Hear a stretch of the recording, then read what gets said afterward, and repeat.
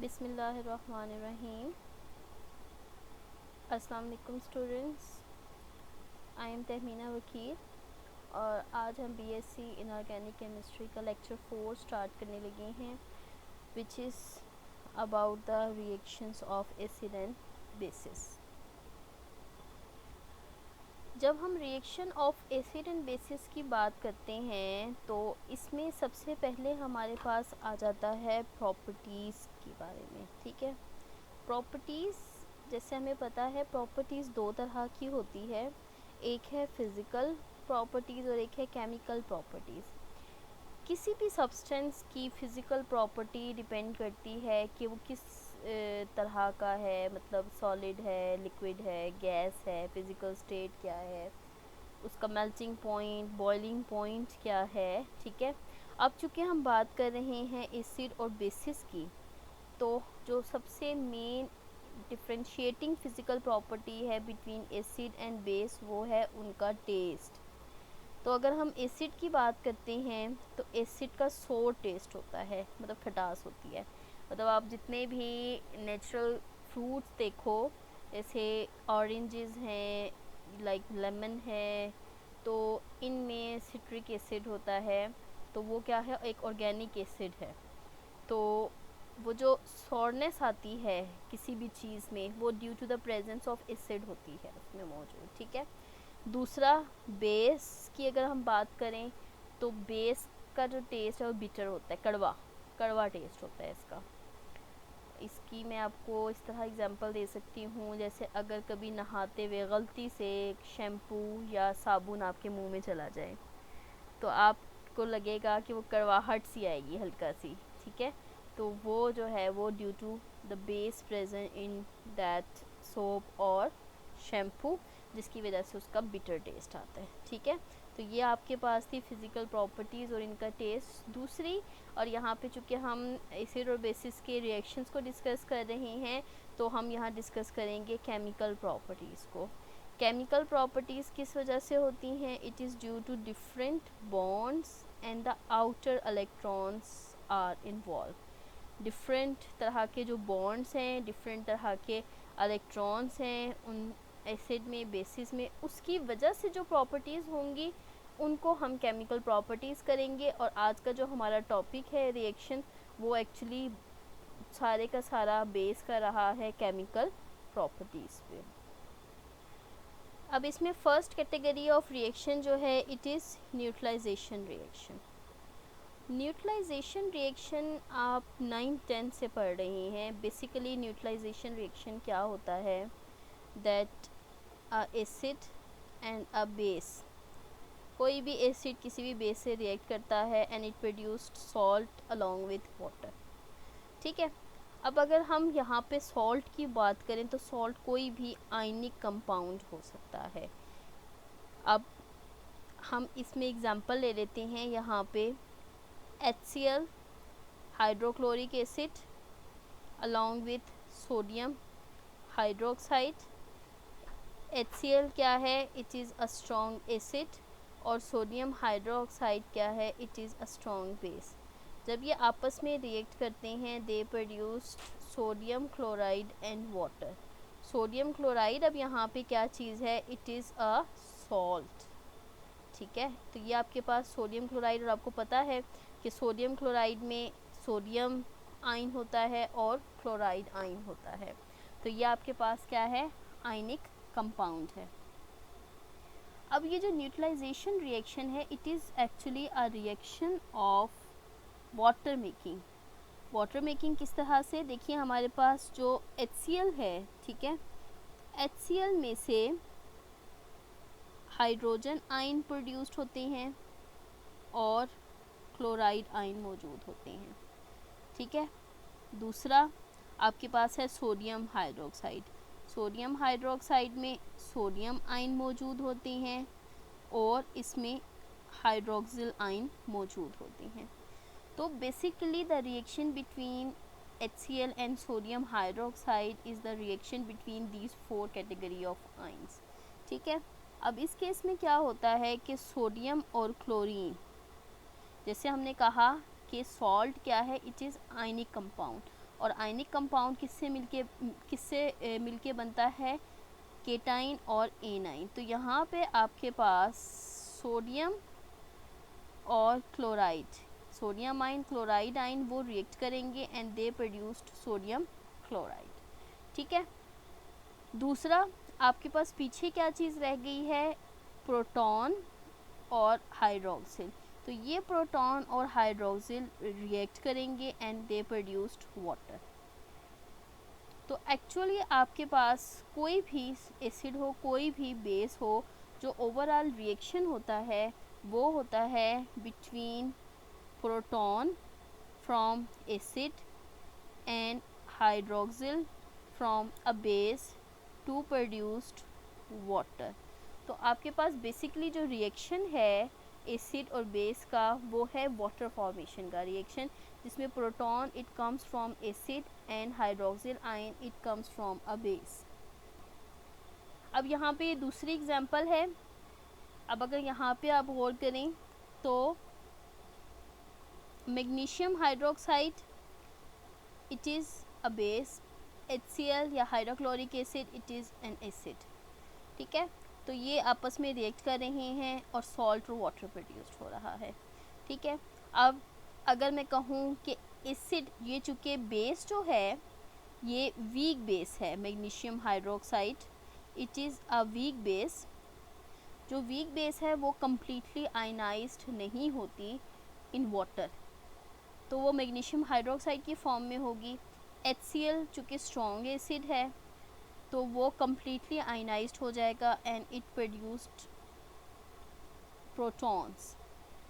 तो यहाँ पे प्रोटॉन रिएक्ट करेंगे वीक बेस के साथ, एज अ रिज़ल्ट अगेन यहाँ पे दोबारा वही रिएक्शन होगा जो आपका पहले हुआ था, that is a proton it reacts with two protons reacts with two hydroxyl ion and they will produce two water molecules.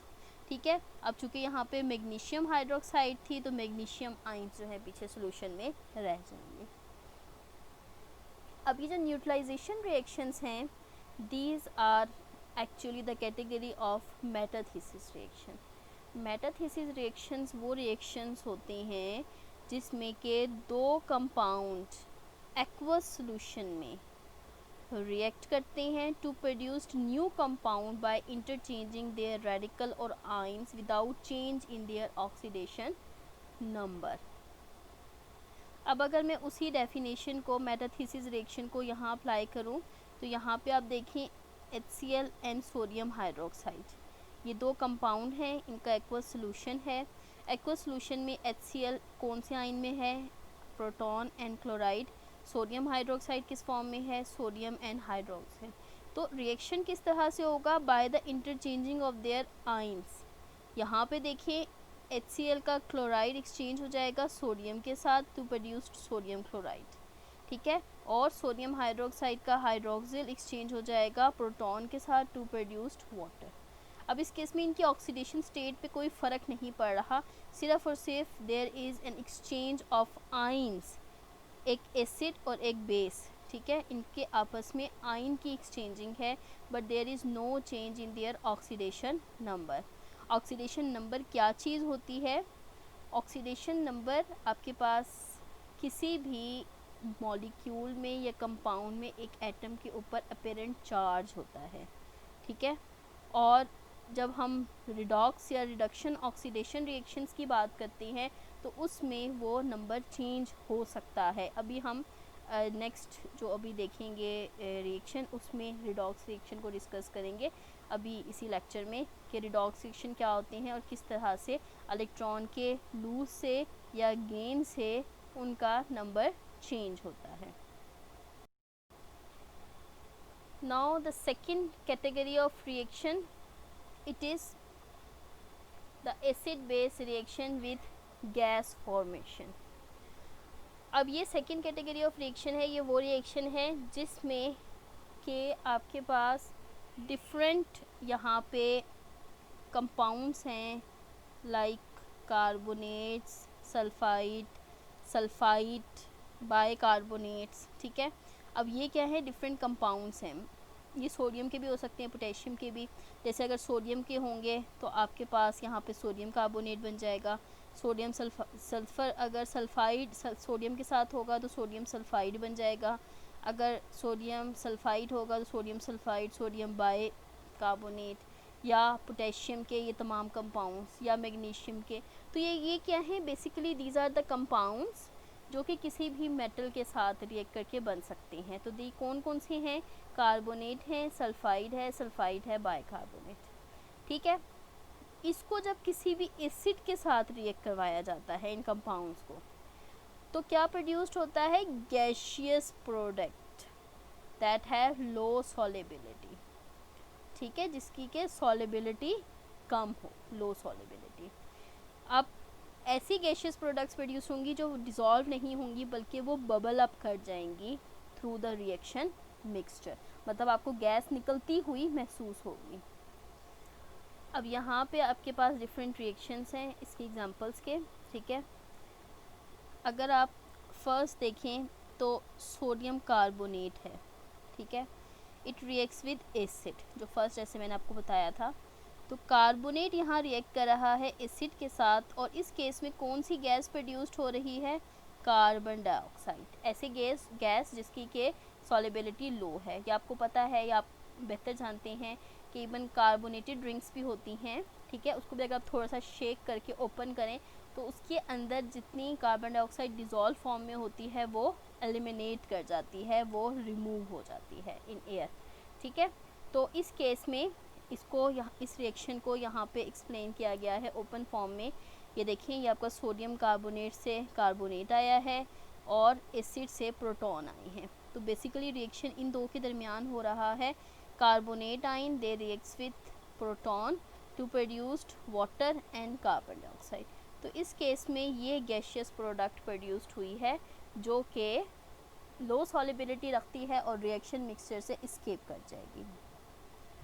अब हमारे पास दूसरा रिएक्शन देखें, दूसरी एग्जांपल है इसमें सल्फाइड की।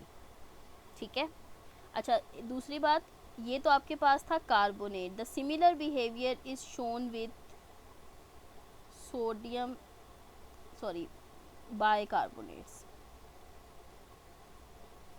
ठीक है, या आपके पास क्या है, बाइकार्बोनेट, मतलब अगर आप कार्बोनेट की जगह बाइकार्बोनेट इस्तेमाल करो तो इस केस में भी कार्बन डाइऑक्साइड ही एलिमिनेट होगी। तो कार्बोनेट और बाइकार्बोनेट ये दोनों जो हैं वो कार्बन डाइऑक्साइड प्रोड्यूस करते हैं। उसके बाद आ जाता है आपके पास सल्फाइड। सल्फाइड में अगर हम देखें तो sodium sulphide, it reacts with HCl। अब यहाँ सल्फाइड का रिएक्शन है एसिड के साथ to produce sodium chloride and H2S gas, hydrogen sulphide gas. अब इस रिएक्शन को अगर हम एक्सप्लेन करें तो यहाँ पे एक्चुअली क्या है, सल्फाइड का रिएक्शन है एसिड के साथ to produced H2S gas. The H2S gas is less soluble in water and it eliminates from the reaction mixture. ठीक है, तो ये आपके पास सल्फाइड है। इसके अलावा सल्फाइड, ठीक है, सोडियम सल्फाइड है, इट रिएक्ट्स विद एसिड। अब ये एसिड के साथ रिएक्ट करेगा और यहाँ पे हमारे पास सल्फ़र डाइऑक्साइड प्रोड्यूस्ड होती है। Sulphur dioxide is also a less soluble gas and it eliminates from the reaction mixture. ठीक है, तो आपके पास तीन तरह की गैसेस प्रोड्यूस्ड हो रही हैं by the reaction of carbonate, bicarbonate, देखिए मैं यहाँ पे समराइज़ कर देती हूँ, बाइकार्बोनेट और कार्बोनेट। ठीक है, इनसे प्रोड्यूस्ड हो रही है कार्बन डाइऑक्साइड। ठीक है, दूसरा आपके पास क्या था, दूसरा फिर आपके पास था सल्फाइड। सल्फाइड से क्या प्रोड्यूस्ड हो रही है, H2S गैस जो कि एलिमिनेट हो रही है। और तीसरा आपके पास क्या था, सल्फाइड, जिससे प्रोड्यूस हो रही है सल्फ़र डाइऑक्साइड और वो भी एलिमिनेट हो रही है। ठीक है, तो जब आपके पास एसिड बेस रिएक्शन है, इसमें ये तमाम के तमाम जो कार्बोनेट, बाइकार्बोनेट, सल्फाइड्स वगैरह हैं, they are acting as a basis. तो ये एसिड का इन तमाम कंपाउंड्स के साथ रिएक्शन है and all these compounds are acting as a basis जिसके नतीजे में along with salt and water एक अलग से प्रोडक्ट प्रोड्यूस्ड हो रही है which is gaseous in nature, और वो एटमॉस्फेयर में रिलीज हो जाती है।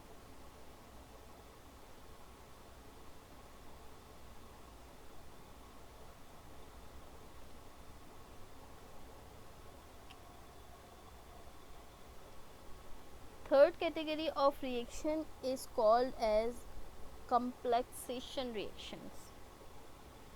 Complexation reactions क्या हैं कि कोई मेटल आइंस रिएक्ट करता है लिगेंड्स के साथ, ठीक है।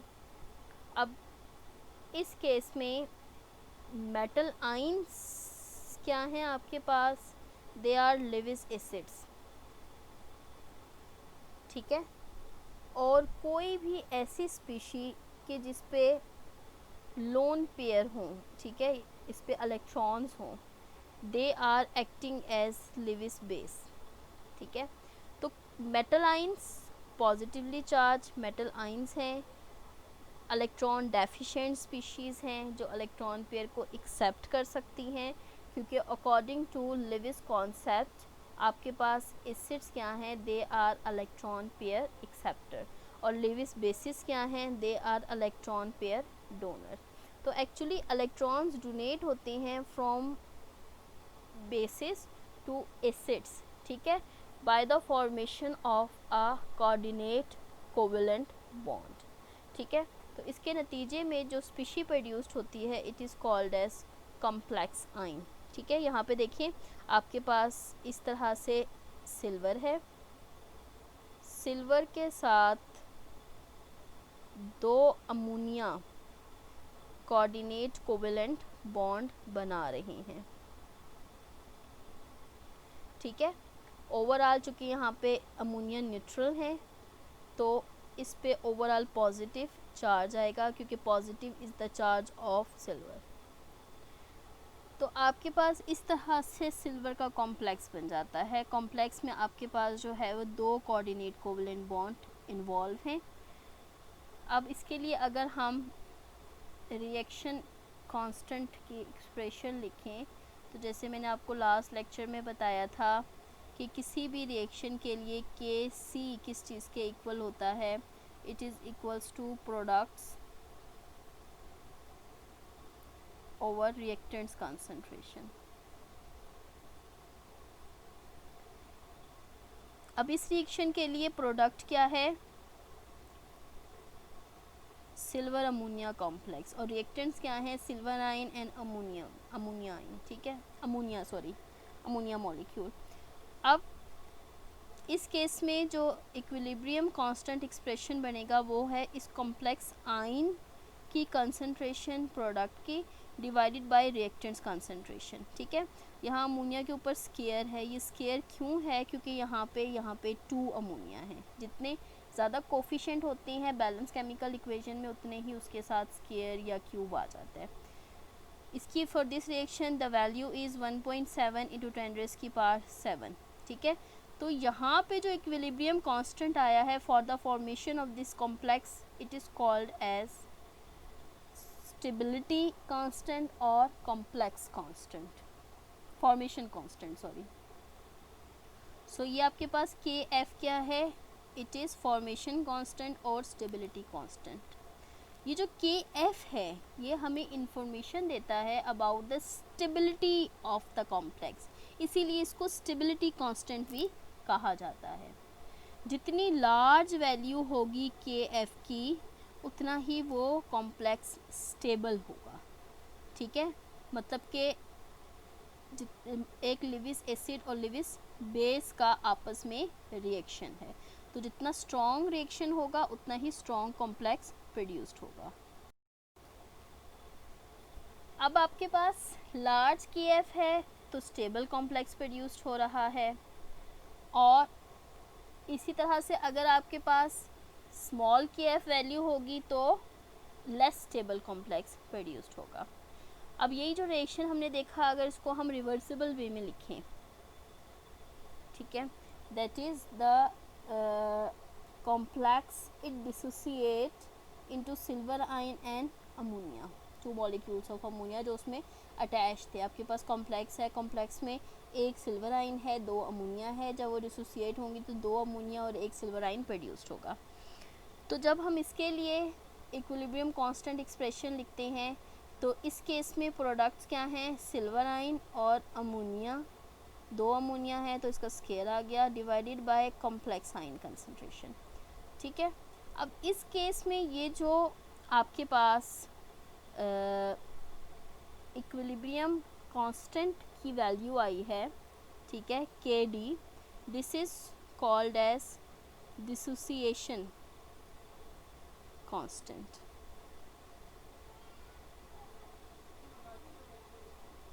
तो ये डिसोसिएशन कांस्टेंट है which is equals to 1/kf, मतलब ये kf that is formation constant उसका इनवर्स है। ठीक है, तो अगर आपके पास फॉर्मेशन कांस्टेंट की वैल्यू ज़्यादा होगी, kf is inversely proportional to kd, अगर kf ज़्यादा है तो kd कम होगा एंड वाइस वर्सा। तो ये दोनों जो हैं वो स्टेबिलिटी ऑफ कॉम्प्लेक्स और उसकी डिसोसिएशन से इंटर रिलेटेड हैं और उसको गवर्न करते हैं। ठीक है, तो ये आपके पास रिएक्शन थे, neutralisation reaction, acid base reaction with gas formation and the third complexation reaction. इसके बाद हमारे पास फोर्थ कैटेगरी ऑफ रिएक्शन आता है which is the comparison between the acid base reaction and the redox reactions. ठीक है, जैसे मैंने आपको जब मैं स्टार्ट में बता रही थी तो मैं आपको बताया था कि ऑक्सीडेशन नंबर क्या होता है और उसमें रिडॉक्स रिएक्शन में ऑक्सीडेशन नंबर चेंज होता है। ठीक है ना, तो यहाँ पे रिडॉक्स रिएक्शंस क्या हैं, रिडॉक्स रिएक्शन आर वो those reaction in which electron transfer take place. ठीक है, अब रिडॉक्स का जो वर्ड है, ठीक है, वो दो मतलब लफ्ज़ों से मिलके बना है, red which comes from reduction and ox which comes from oxidation. तो ऑक्सीडेशन और रिडक्शन दोनों को कंबाइन करके आपके पास रिडॉक्स रिएक्शन आते हैं which is electron transfer reaction. अब ऑक्सीडेशन में क्या होता है, लॉस ऑफ इलेक्ट्रॉन्स, रिडक्शन में क्या होता है, गेन ऑफ इलेक्ट्रॉन्स। तो एक्चुअली होता क्या है कि ऑक्सीडेशन में इलेक्ट्रॉन लूज़ होते हैं जो रिडक्शन में गेन हो जाते हैं। ठीक है, अब कोई भी स्पीशी है, ठीक है, जैसे सपोज मैं एक एग्जांपल आपको यहाँ पे देती हूँ, जैसे है आपके पास आयरन +2, ठीक है,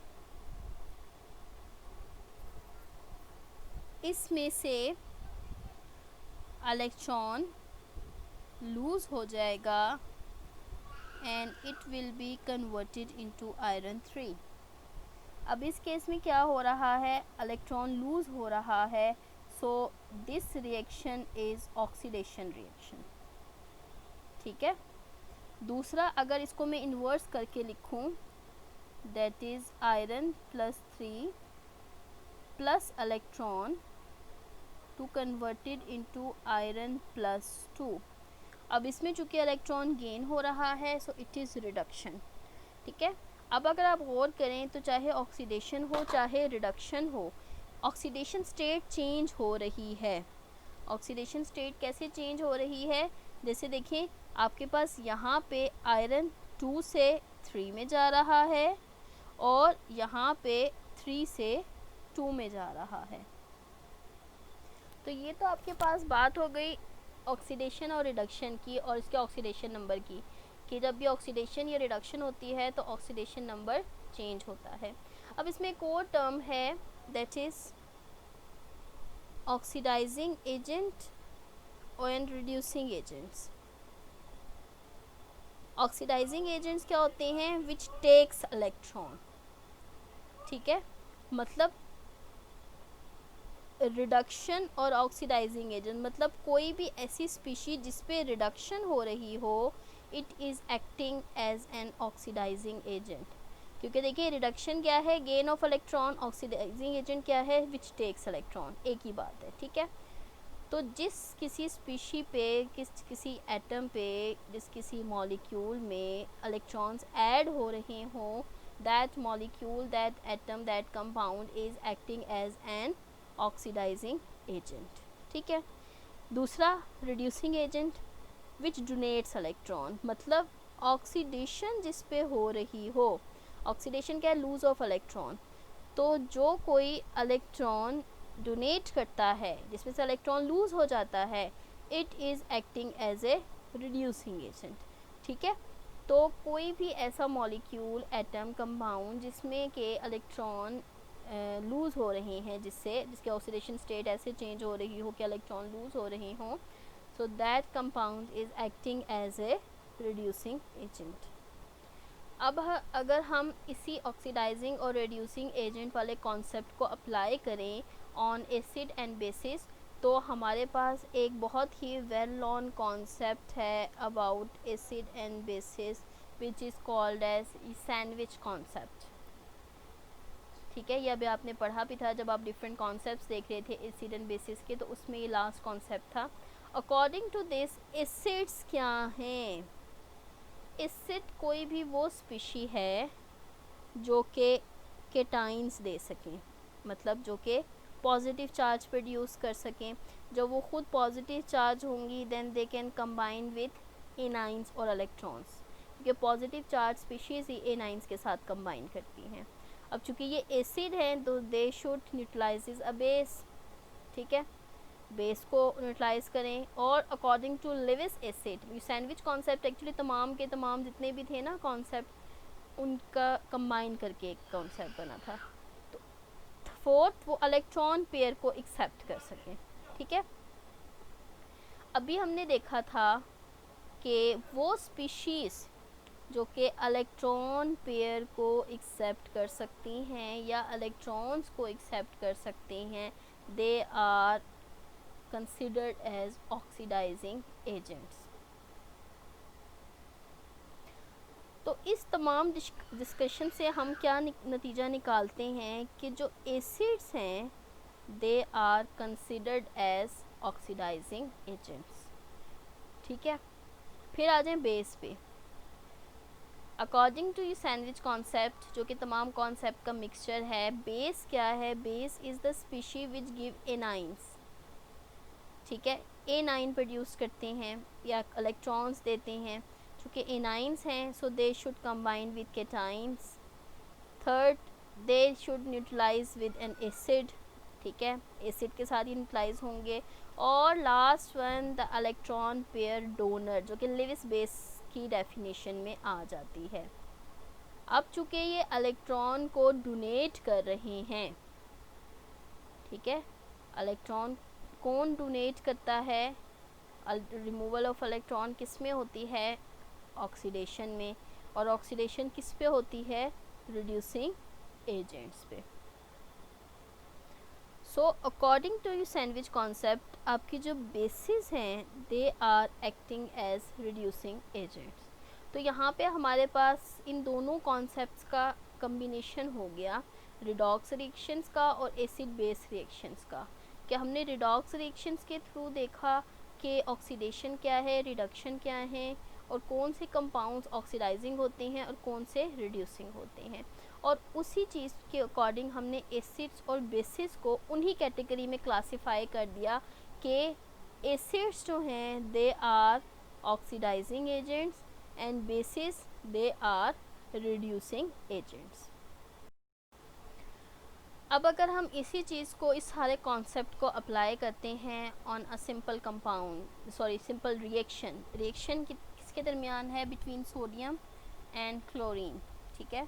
सोडियम और क्लोरीन, दो सोडियम आयन है और क्लोरीन है, वो आपस में रिएक्ट करके सोडियम क्लोराइड प्रोड्यूस कर रहे हैं। अब अगर आप यहाँ पे देखें, ऑक्सीडेशन रिडक्शन रिएक्शन हो रहा है, sodium it removes electron and converted into sodium ion, ठीक है। तो ये आपके पास कौन सा रिएक्शन है, ऑक्सीडेशन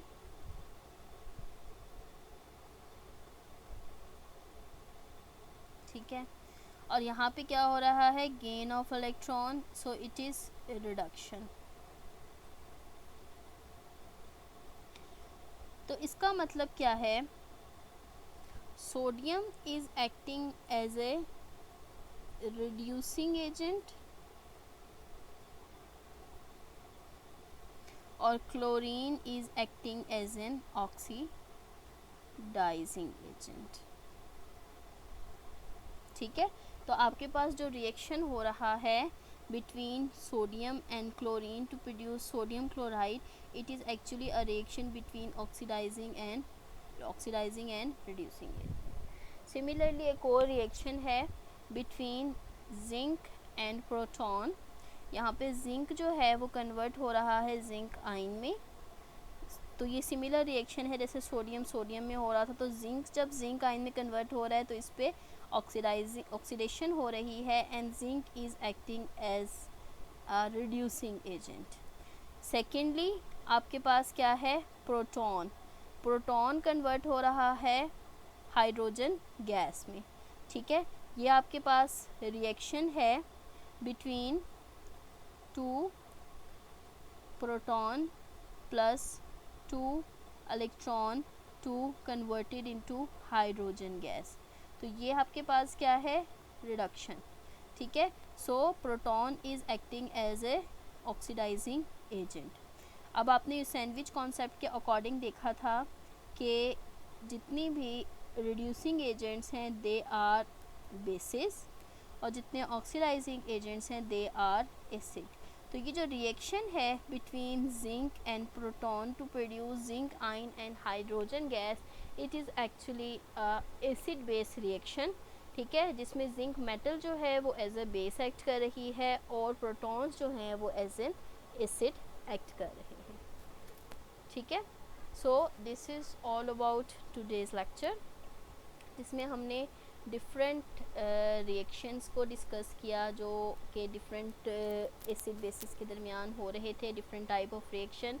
उसमें न्यूट्रलाइजेशन रिएक्शन देखा, एसिड बेस्ड रिएक्शन देखा with gas formation, complexation reaction, and the comparison between the redox reaction and acid base reaction, and how we considered the redox reaction as an acid base reaction कि हम जब reducing agent को as a base consider करते हैं और oxidizing agent को as an acid consider करते हैं, तो इस केस में इन दोनों के दरमियान जो reaction है it will now become acid and basic reactions। ठीक है, so ये आपके पास different reactions थे। ठीक है, सो होप सो कि आज के लेक्चर के तमाम पॉइंट्स आपको क्लियर होंगे। अगर इसमें कोई मसला हो, कोई बात हो, then you can ask me in WhatsApp group. Next lecture में इंशाल्लाह हम डिफरेंट पी के वैल्यूज़ के बारे में डिस्कस करेंगे। ठीक है, तब तक के लिए अल्लाह हाफ़िज़।